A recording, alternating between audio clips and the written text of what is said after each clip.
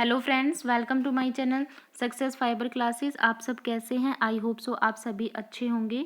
तो आज की जो वीडियो है काफ़ी इम्पोर्टेंट वीडियो है, क्योंकि आज की वीडियो में हम बात करेंगे कि जो एचटेट है उसका एग्ज़ाम कब होगा और इसके लिए आपकी जो स्ट्रेटजी है वो क्या होनी चाहिए। ठीक है, क्योंकि बहुत से बच्चे हैं जिन्होंने मतलब पहले जब ये सुना कि एचटेट का एग्ज़ाम दिसंबर में होगा, है ना, तब तो उन्होंने बहुत अच्छी तैयारी की। लेकिन जैसे ही उनको पता चला कि एग्ज़ाम अभी नहीं होगा, तो उन्होंने कहीं ना कहीं जो अपनी तैयारी है उसको ड्रॉप कर दिया, है ना। और अभी भी आपके पास टाइम है ना, तो आप इसको प्रिपेयर करना शुरू कर दो, क्योंकि अभी एस्टेट के बेस पर वैकेंसी है वो आएगी, ये सुनने को मिल रहा है। ठीक है, तो आप अपना एस्टेट का एग्ज़ाम है उसको क्लियर करो, है ना। एस्टेट का एग्ज़ाम क्लियर करने के लिए एक स्मार्ट स्ट्रेटजी आपके पास होनी चाहिए। ठीक है, जो स्ट्रेटजी मैं आपको बता रही हूँ, ठीक है, ये मैंने अप्लाई की थी जब मेरा एस्टेट का एग्ज़ाम हुआ था। तब मैंने सिर्फ 1 मंथ के अंदर एस्टेट का एग्ज़ाम पढ़ा था। ठीक है, तो अगर आप भी ये स्ट्रेटजी लेके चलोगे तो आपका 100% एस्टेट का एग्ज़ाम है वो क्लियर होगा। ठीक है, जिसने भी अपनी तैयारी शुरू नहीं की है या किसी वजह से जिसने ड्रॉप कर रखी है, ठीक है, आप अपनी तैयारी करना शुरू कर दीजिए। ठीक है, क्योंकि एस्टेट का जो एग्ज़ाम है बस आपको देखने को मिल सकता है 1 महीने के बाद, क्योंकि अभी क्या है, अभी एग्ज़ाम चल रहे हैं एचबीएससी के। ठीक है, तो एचबीएससी के एग्ज़ाम जब ख़त्म होंगे तो उसके बाद फिर मतलब फिर ये मतलब पूरी एक प्लानिंग बनाई जाएगी और फिर एग्ज़ाम कंडक्ट किया जाएगा। एग्ज़ाम कब तक आपका हो सकता है ये मैं आपको बताऊंगी। ठीक है, तो सबसे पहले देखो, आपकी किसी भी एग्ज़ाम है उसके लिए स्ट्रेटजी होनी चाहिए बेसिकली एचटेट की, और एचटेट के साथ साथ सीईटी की। कोई भी एस्पिरेंट ऐसा है जो मेरी वीडियो देख रहा है और जो सीईटी की भी तैयारी कर रहा है, ठीक है। अब बहुत से बच्चे ऐसे होते हैं जो मतलब यूँ रहते हैं कि मैम मैं एचटेट के एग्ज़ाम की तैयारी करूँ या मैं सीईटी की करूँ। देखो, कोई भी एक एग्ज़ाम होता है ना, आप अपनी सिर्फ एक मतलब प्रिपरेशन से ही आप बहुत सारे एग्ज़ाम हैं वो निकाल सकते हो। कैसे? देखो, हमें पता है कि आजकल जितने भी एग्ज़ाम होते हैं ना, उसमें हमारे 4 सब्जेक्ट कॉमन होते हैं। कौन कौन से? हिंदी होता है, इंग्लिश होता है, रीजनिंग होती है और मैथ होता है। ठीक है, ये हमारे 4 सब्जेक्ट ऐसे होते हैं जो कॉमन होते हैं, है ना। तो इन पे अपनी पकड़ बनाएं, है ना। बहुत से बच्चे होते हैं जो हिंदी और इंग्लिश को बिल्कुल मतलब ऐसे लेके चलते हैं कि हिंदी इंग्लिश का तो मेरा एक भी क्वेश्चन गलत नहीं होगा, लेकिन जब फिर वो मैच करते हैं तो उनके हिंदी इंग्लिश में ही क्वेश्चन सबसे गलत पाए जाते हैं। तो बेटा, जो हिंदी इंग्लिश होता है ना, ये दोनों एक ऐसे सब्जेक्ट होते हैं, मतलब हिंदी और इंग्लिश और रीजनिंग, मैं तीनों की ही बात करूँ तो ये तीनों सब्जेक्ट ऐसे होते हैं जो मोस्ट स्कोरिंग टॉपिक होते हैं। एस्टेट का एग्ज़ाम तो खैर आपका मतलब क्वालिफाइंग नेचर है और सीटी भी आपका क्वालिफाइंग नेचर है, लेकिन बहुत से ऐसे एग्ज़ाम है जैसे ईएमआरएस हो गया, DSSS भी हो गया, तो ये तो क्या होते हैं, जॉब वाले मतलब होते हैं। और जॉब की जब बात आती है तो वहाँ पे हमारे लिए एक एक नंबर अपने आप में काफ़ी इंपॉर्टेंट हो जाता है, क्योंकि एक नंबर अगर हमारा कम हुआ तो कहीं ना कहीं फिर हम कट ऑफ लिस्ट में भी रह जाते हैं या फिर हमारा टॉपर में नाम नहीं आ पाता। ठीक है, तो पहले आप अपना हिंदी, इंग्लिश और रीजनिंग इन तीनों सब्जेक्ट को स्ट्रॉन्ग बनाएं। कुछ नहीं करना, बस आपको आप डेली का अगर आधा आधा घंटा भी इन सब्जेक्ट को देते हो, यानी 1.5 घंटे में अगर आप तीनों सब्जेक्ट पढ़ो ना, तो आपके बहुत अच्छे से ये हो जाते हैं। कुछ नहीं पढ़ना, बस आपको हिंदी 9th 10th की हिंदी उठाओ, पहले वहाँ से आप अपने कंसेप्ट क्लियर करो कि संज्ञा क्या होते हैं, सर्वनाम क्या होते हैं, है ना, विशेषण क्या होते हैं, विशेषण के कितने टाइप होते हैं, सर्वनाम के कितने टाइप होते हैं, कर्ता क्या होता है, कर्म क्या होता है, मतलब ये समास क्या होता है, संधि क्या होती है, संधि में जितने टाइप्स है।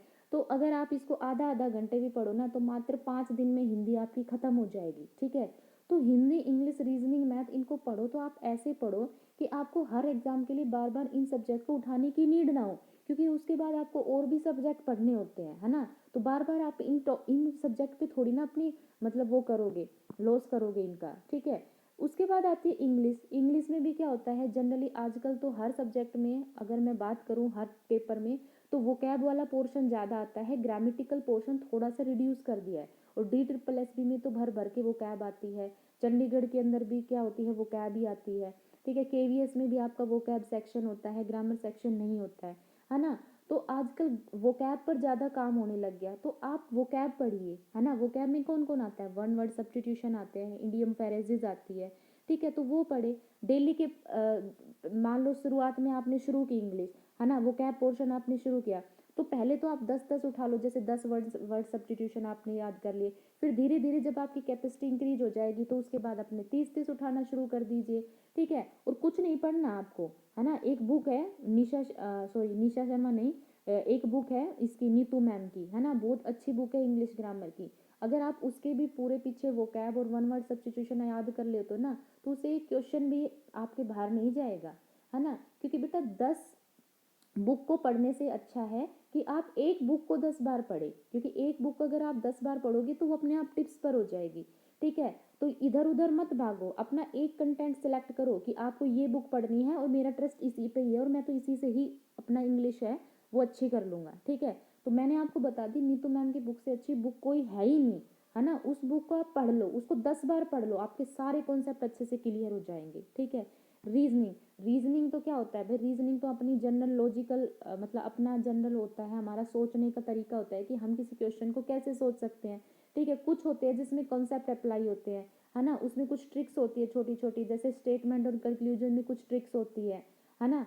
उसमें कुछ ट्रिक्स होती है, जैसे कैलेंडर है उसमें कुछ ट्रिक्स होती है। तो जो कॉन्सेप्ट वाली चीज़ है वो आप पढ़ लीजिए, बाकी तो सब हम कर लेते हैं, जैसे पेपर कटिंग पेपर फोल्डिंग वाले हम कर देते हैं, है ना। तो यूट्यूब चैनल पड़े हैं बहुत सारे रीजनिंग के, है ना। तो वहाँ से आप उठाएं और रीजनिंग का एक एक टॉपिक और उसकी प्रैक्टिस कीजिए। ये तीनों टॉपिक आपके इतने अच्छे हो जाएंगे और कहीं भी आप मात नहीं खाओगे। ये मोस्ट स्कोरिंग सब्जेक्ट है, हिंदी इंग्लिश रीजनिंग, ठीक है। उसके बाद आती है मैथ की बारी। मैथ क्या होता है, कई बच्चों का बहुत ज़्यादा मतलब टफ होता है, किसी का बहुत ज़्यादा मतलब इजी होता है, किसी को मैथ बहुत समझ में नहीं आता। लेकिन मैथ के सिर्फ आपको गिने चुने टॉपिक यहाँ पर पढ़ने होते हैं, जैसे नंबर सिस्टम में आपने एलसीएम एचसीएफ पढ़ लिया, वहाँ से क्वेश्चन हर बार बनता है, ठीक है। आपने रैशनलाइजेशन वाला पार्ट पढ़ लिया, ठीक है। आपने ये पढ़ लिया परसेंटेज वाला पार्ट पढ़ लिया, आपने प्रॉफिट लॉस पढ़ लिया, एवरेज पढ़ लिया, आपने टाइम एंड वर्क पढ़ लिया, टाइम स्पीड डिस्टेंस पढ़ ली।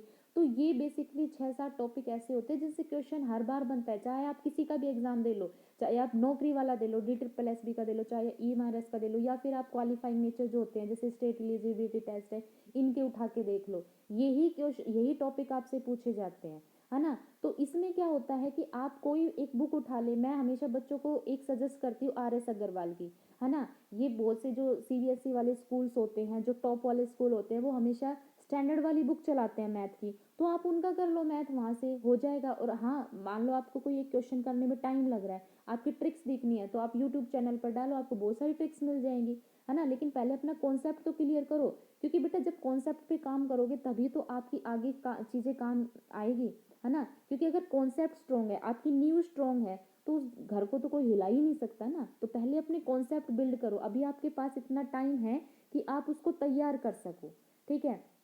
उसके बाद फिर आता है एस्टेट में सब्जेक्ट पोर्शन। अब क्योंकि मैं केमिस्ट्री बैकग्राउंड से हूँ, मैंने MSc केमिस्ट्री किया हुआ है, तो मैं यहाँ पे आप लोगों को साइंस, क्योंकि मैं साइंस से दे सकती हूँ, है ना, साइंस से भी दे सकती हूँ, मैं मैथ से भी दे सकती हूँ, क्योंकि मेरा जो बीएड है वो मैथ है और साइंस भी है, तो मैं दोनों से ही दे सकती हूँ। तो यहाँ पे सब्जेक्ट की तैयारी आपको कैसे करनी है, देखो सब्जेक्ट यहाँ पे 9th से 12th पढ़ना है। बहुत से आपको सजेस्ट करेंगे एनसीईआरटी, नो, एनसीईआरटी आपको नहीं पढ़नी 6 to 10th की, आपको 9th से 12th तक की एनसीईआरटी पढ़नी है, क्योंकि अब 11th 12th का कंटेंट आपसे बहुत ज़्यादा पूछा जा रहा है। और एचटेट में तो बायोलॉजी हमेशा 11th 12th की पूछी जाती है ना। तो किसी की भी बहकावे में मत आओ कि 9th 10th से काम चल जाएगा, नो, 9th से 12th तक आपको पढ़नी ही पढ़नी है। और आपको ऐसा टॉपिक पढ़ना है, कोई भी आप एक टॉपिक पढ़ते हो तो उसको बार बार मत उठाओ। जैसे मान लो आप लो मोशन पढ़ रहे हो, आप मोशन वाला टॉपिक पढ़ रहे हो, तो जिस टाइम आप 9th का पढ़ रहे हो उसी टाइम आप 11th का पढ़ो। ये नहीं है कि पहले 9th का पढ़ रहे हो फिर वो छोड़ दिया फिर 11th का पढ़ रहे हो, नहीं। पहले आप जब मोशन शुरू कर रहे हो तो 9th और 11th दोनों को कंबाइन करके पढ़ो, तब जाके आपका वो टॉपिक स्ट्रॉन्ग होगा। और इतनी वीडियो तो मैंने भी आपको प्रोवाइड करा दी है साइंस की, कि आपके क्वेश्चन एज इट इज इसमें से बनेंगे मेरे नोट्स में से, क्योंकि मैंने आपको बेहद क्वालिटी कंटेंट आपको प्रोवाइड कराया है ना। मैंने दुनिया भर की वीडियो डाल रखी है, केमिस्ट्री की मैंने इतनी पढ़ा दी, आपको इतनी पढ़ा दी, ठीक है, मैंने इतने अच्छे से करवा दी। और मैंने आपको प्रीवियस ईयर भी दिखा दिया कि प्रीवियस ईयर में से देखो यू के यूँ बन रहे हैं, है ना। मैंने आपको फिजिक्स के भी इंपॉर्टेंट टॉपिक्स कराए हैं, और अब बायोलॉजी चल रही है, आज भी मैंने रेस्पिरेटरी सिस्टम टॉपिक है वो करवाया है, ठीक है। तो आप मेरे चैनल को फॉलो कर ले और साथ में कोई बुक आप ले लो, है ना। बुक मैंने आपको बता दी कि आप 11th 12th का ले लो, ठीक है, 11th 12th की एनसीईआरटी पढ़ लो, ठीक है। बहुत से बच्चों का डाउट रहता है मैम बुक बता दो, बुक बता दो। बेटा जब मैं आप लोगों की पीडीएफ तैयार करने बैठती हूँ ना, तो मैं किसी एक बुक से नहीं करती। आप देखते भी हो पीडीएफ में बीच में कहीं मेरे हैंड रिटन नोट्स होते हैं, कभी किसी बुक्स की नोट्स की सीधी स्कैन कॉपी होती है। तो मैं एक बुक को नहीं लेती, मेरे पास 5 बुक है। बताओ मैं किस किस के नाम बताऊँ आपको 5 बुक में से? तो मेरे पास 5 बुक है साइंस की, और मैं 5 बुक में से आपके लिए नोट्स तैयार करती हूँ, तब जाके मैं आपको प्रोवाइड कराती हूँ। ठीक है। तो हमने 11th 12th का पढ़ लिया ना, इससे आगे चाहे कुछ भी हो, हमने अपनी तरफ से अपना बेस्ट दिया ना, बस।